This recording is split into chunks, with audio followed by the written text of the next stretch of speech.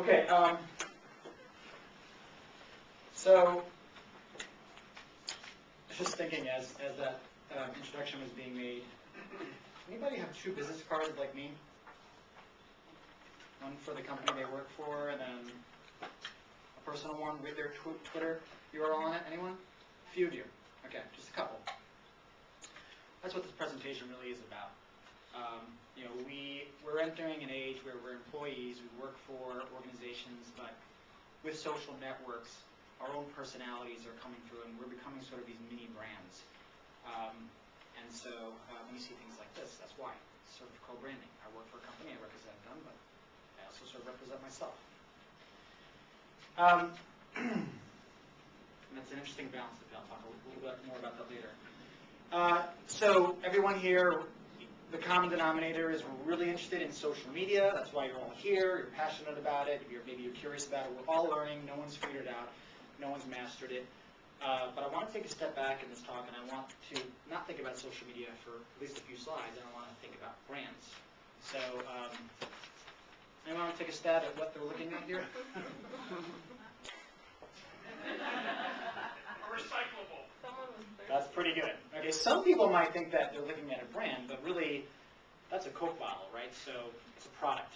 That's not Coke's brand. It's actually a product they make. They make sugar water. It goes in a bottle. There is a whole brand part of it, and some people have a preference of it, but that's not what this picture really is. How about this? That's a logo. You've all seen the presentation on SlideShare. Very good. Excellent. Right. So this is not Harley-Davidson's brand, and a lot of people confuse the mark of a brand with a brand itself. And this is not. This is a manifestation of the Harley-Davidson logo brand, and it's a great manifestation. It's a really well-designed logo. It's very unique. It's actually, a lot of people will talk about bad brands. Anybody in marketing here or in branding have heard that phrase? It kind of comes from this logo. Harley-Davidson is one of the most successful, recognized global brands in the world. Their brand is considered a bad brand, and literally that's what this logo is. So probably one of the most successful logos out there. Now this is really what a brand is. Right? It's more of that relationship between a product and an individual, and how that person feels about it. And there's lots of different books on brands, what a brand is, what a brand isn't. I mean, they litter the marketing bookshelves. But this is actually my favorite definition of what a brand is. Great little book called The Brand Gap, written by Marty Neumeier.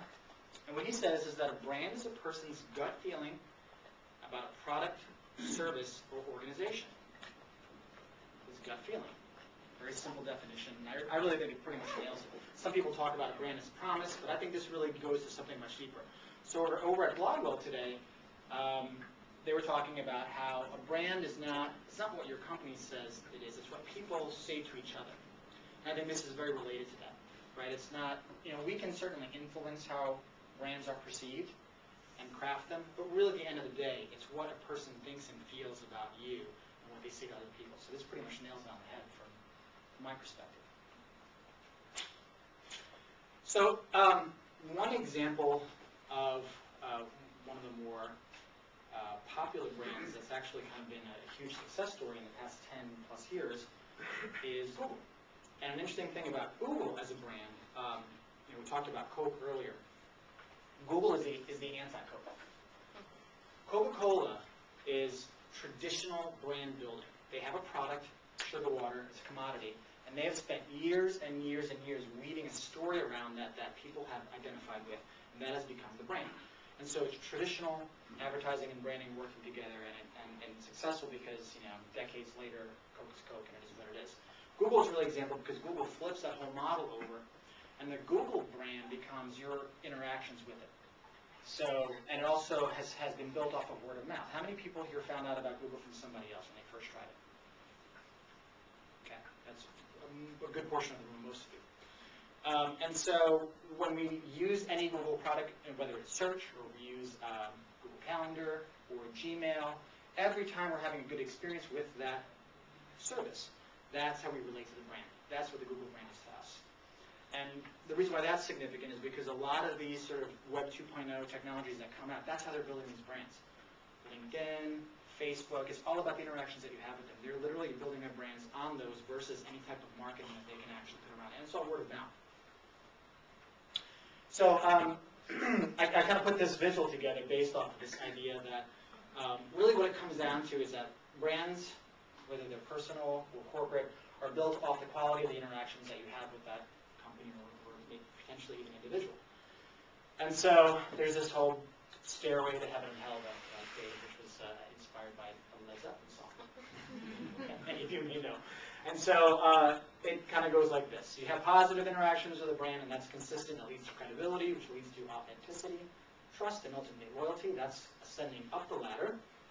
And when you descend down the ladder, it starts with negative interactions, inconsistent experiences, that leads to inauthenticity, distrust, and disloyalty.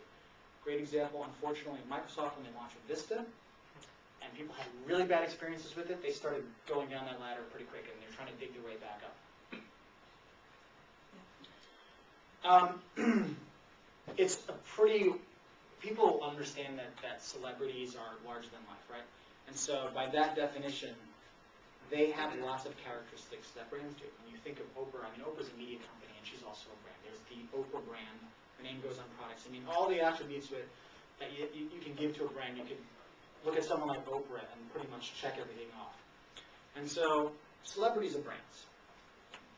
And marketing has kind of built a whole machine off of this. Celebrities do have influence, and so that's why you see endorsements. There's still tons of money. You know, if you're an athletic company, you're going to try to find the top athlete in that field, and you want to get that person to drink Gatorade or whatever the case.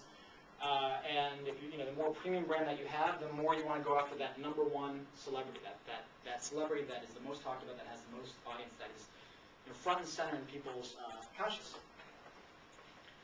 But so here's the shift. Anybody know who this person is? Okay, one person in this room, maybe two, knows who this person is. And this is where it gets really interesting. This is Peter Merholz. And he's got kind of a fun little shirt on here that says, "I was internet famous once." But the interesting thing about this individual, even though only one person in this room knows who he is, thousands of people actually know Peter because he's very influential in the user experience field, which is lots of people. A lot of, you talk to anybody in that field and they all know who Peter is. And so it's pretty interesting because, we have these conversations and we're all, into social media, right? So the whole debate comes up, how do you have influence? And I've never heard of Chris Brogan. It doesn't matter, right? Because Chris Brogan is really important to a certain set of people, right? And he matters to them. Same thing with Peter. And so what's changed is that, people, they don't have, obviously, like millions of people they influence like Oprah does, but they could have tens, hundreds, maybe even thousands.